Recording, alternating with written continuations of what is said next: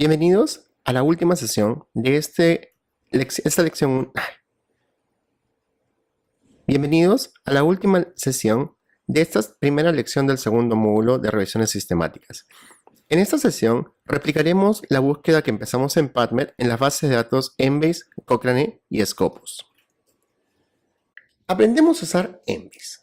Embase, como les decía, es una base de datos de acceso restringido. Entonces, si tienen acceso a la misma, este es el tutorial que ustedes necesitan ver.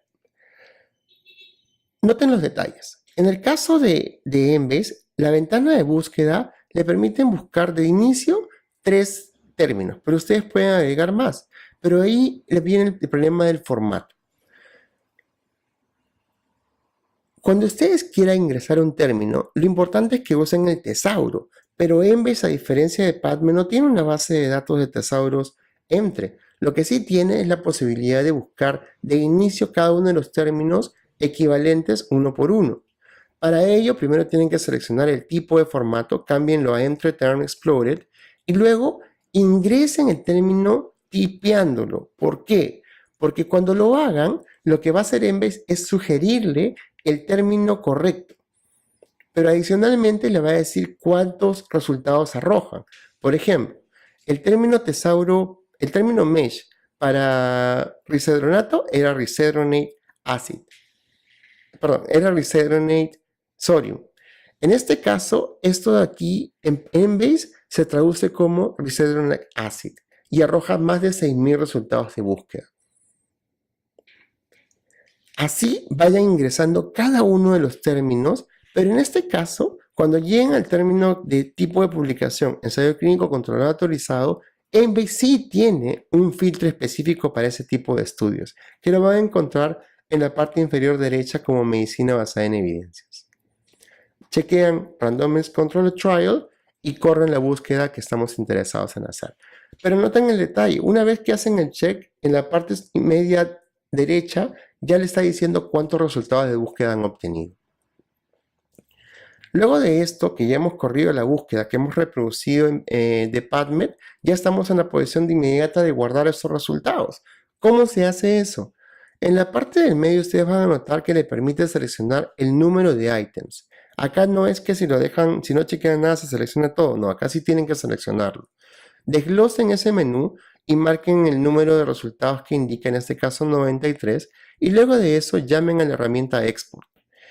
Cuando llamen a esa herramienta va a aparecer una ventana pop-up y acá le va a dar la opción de escoger el formato en el cual quieren exportar las referencias. Si ustedes son usuarios de EndNote, déjenlo como RIS Format, que es la opción por default, expórtenlo, pero cuando lo hagan tienen que descargarlo y ustedes pueden guardar ese archivo en cualquier parte de su computadora. El consejo es que creen un folder específico dentro de lo que vendría a ser el folder de referencias de su búsqueda. La recomendación, como siempre, es hagan el tutorial. ¿Dónde encuentran el tutorial de Embase en este caso? Lo encuentran en la herramienta Search Tip, que está escondida a la mitad del menú. Cuando lo llamen, lo que le va a salir una serie de consejos de cómo combinar, empezando por los operadores booleanos, usar operadores de proximidad, etcétera, etcétera. Veamos ahora Scopus.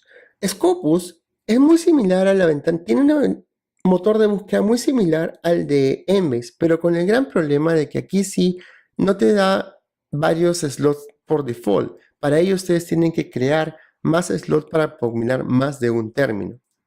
Para ello tienen que usar este simbolito más que aparece en la casilla blanca a la derecha. En el tipo de formato, por defecto le da la opción artículo de título del artículo, abstract o keyword, que es lo más recomendable porque es lo más equivalente al término mesh. Entonces, usen la herramienta, creen los slots para colocar los 3 términos de búsqueda, tomando como referencia la búsqueda de PubMed. Ojo, y acá sí tenemos un problema. No hay un término específico para ensayos clínicos controlados aleatorizados. Así que lo mejor que podemos hacer para no perder especificidad y ganar sensibilidad es usar la herramienta de límites. ¿Para qué? Específicamente para seleccionar artículos y filtrar todo lo que sean revisiones, artículos en prensa, capítulos de libros, artículos en actas de congreso, etcétera y etcétera.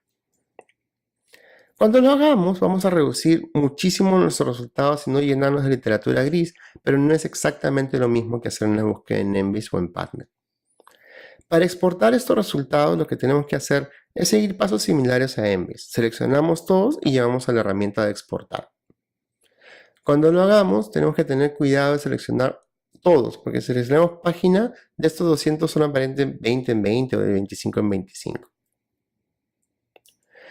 Esto nos va a llamar una herramienta de un pop-up que nos dice, que nos pregunta en qué formato queremos descargarlo. Las opciones aquí a utilizar son, dependiendo de su gestor de referencia, RIS Format, y siempre es recomendable que además de la citación se baje en el abstract. Expórtenlo, guárdenlo en su computadora, en su folder de referencias, para luego importarlo a PubMed. En Scopus podemos hacer una búsqueda dentro de estos resultados que hemos filtrado como artículo para ingresar Randomized Control Trial. Pero el problema de esto es que no ganamos mucho y podemos perder mucho. Entonces lo mejor es tomarte el trabajo de filtrarlos uno a uno. Nuevamente, la recomendación acá siempre va a ser hagan el tutorial para que entiendan cuáles otras herramientas y dominen, se convierten en expertos en el uso de estas herramientas. La cuarta y última base de datos que tienen que revisar es Cochrane, pero acá no vamos a ir de frente a búsquedas avanzadas de esta base de datos, de este motor de búsqueda, perdón. Y acá, esta herramienta ha sido creada para replicar las búsquedas de PubMed, entonces aprovechemos esas herramientas y hagámoslos directamente como búsqueda avanzada. ¿Qué tenemos que hacer? Acá sí, ojo al guía, hay que buscar uno por uno cada término tesauro. Empecemos por risedronato. Cuando lo hagamos, tenemos que tipear el término mesh, hacer un lookup, y dentro del lookup va a aparecer una segunda ventana. Aquí nos pregunta qué queremos hacer con este término, pero nos da un montón de detalles. Hay un orden jerárquico, hay un montón de información de cuántos artículos hay, pero queremos coger esta búsqueda y agregarlo a qué cosa, a lo que vendría a ser nuestro historial de búsquedas, para luego poder combinar los términos. Y para ello tenemos que usar la herramienta Add to Search Manager. Entonces, replicamos ese ejercicio, tiramos el segundo término, lookup, Add to Search Manager, el tercer término, lookup, Add to Search Manager, y ya tenemos 3 búsquedas, que luego tenemos que combinar. ¿Cómo se combinan en este caso las búsquedas? Noten que cada búsqueda tiene un código, hashtag 1, hashtag 2, hashtag 3. Aquí tenemos que usar nuestros operadores booleanos para ingresarlos a mano. Entonces, lo que tenemos que tipear acá es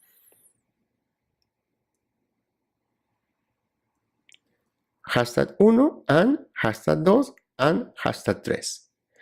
Corremos esa búsqueda e inmediatamente vamos a encontrar lo que nosotros queríamos encontrar.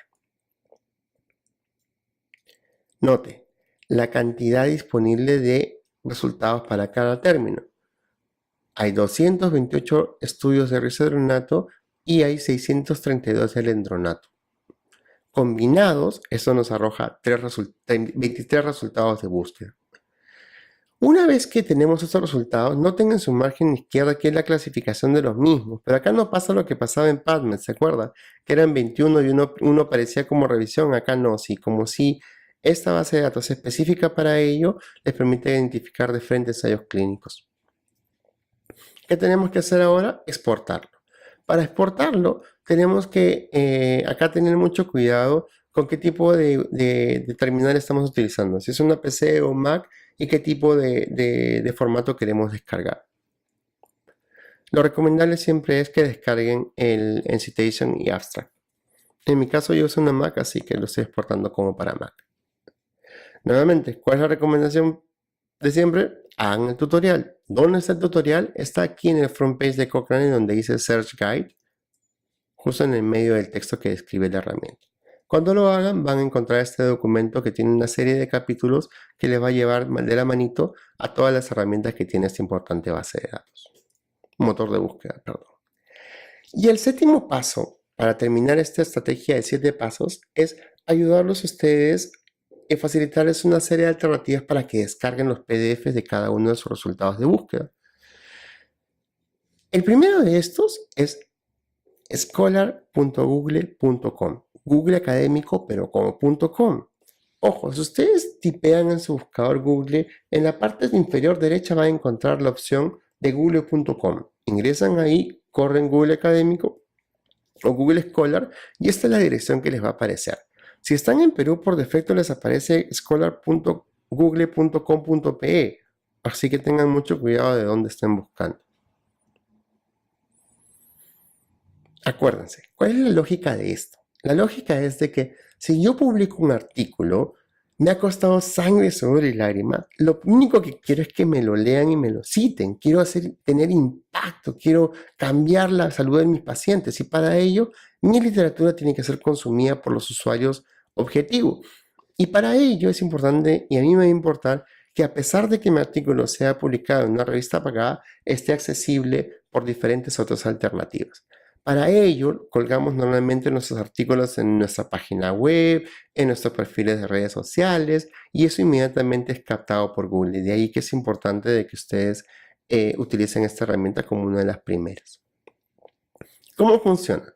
Ustedes identifican la herramienta, la referencia que quieren descargar, copian el título tal cual y con ese título corren la búsqueda en Google Scholar.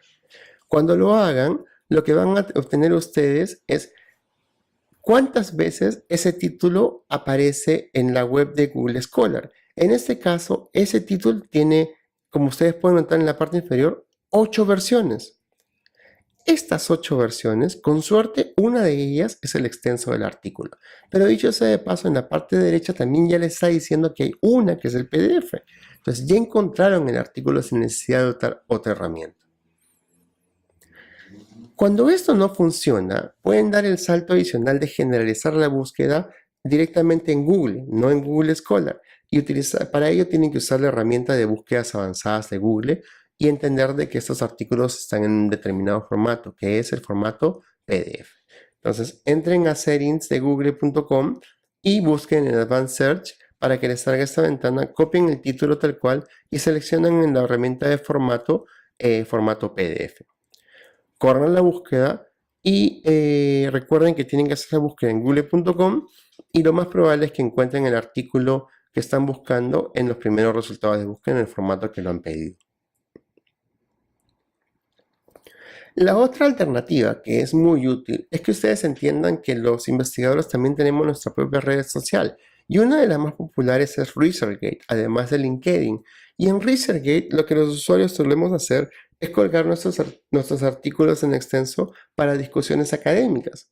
Entonces, con esa licencia, ustedes pueden, que en la mayoría de los casos, encuentren en extenso los artículos que están buscando. Una de las herramientas que en algunos países es considerado ilegal y en otros países es considerado legal es iHub. Para este lado del mundo no hay legislación que nos prohíba utilizarla, por ende todavía podemos utilizarla, pero sí en países como Estados Unidos, las editoriales han movido cielo, mar y tierra para tumbarse ese hub y ya lo han conseguido. De ahí que en la actualidad incluso es mucho más fácil bloquear ciertos dominios, pero como el servidor está en Rusia, los encargados de SciHub lo que hacen básicamente es colgar esto en diferentes dominios a la vez. Los dos que están muy activos hasta ahorita es el .cc y el .bz, pero adicionalmente se han puesto un montón de dominios y ustedes tienen que estar comunicados para enterarse cuáles son los últimos que están funcionando. LA, HK, MN, Name, TV y TW son los que están funcionando muy bien hasta ahorita. Otra de las herramientas son las que brinda Concitec para los usuarios en Perú. Si ustedes están registrados en DINA, pueden buscar los artículos directamente en las editoriales Wiley, Sage, eExplore y EBSCO, que combinadas no son una fracción despreciable total de revistas disponibles en la web. Lo que sí, una vez descargadas las referencias de cada base de datos, es altamente recomendable que ustedes inmediatamente empiecen a procesarlas.